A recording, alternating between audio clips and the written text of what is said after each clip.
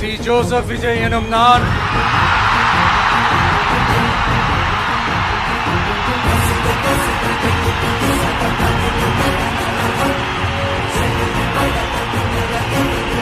சட்டப்படி அமைக்கப்பெற்ற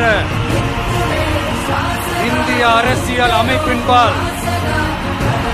உண்மையான நம்பிக்கையும் மாறா பற்றும் கொண்டிருப்பேன் என்றும் இந்திய நாட்டின் ஒப்பில்லாத முழு முதல் ஆட்சியையும் உரிமையையும் நிலை நிறுத்துவேன் என்றும்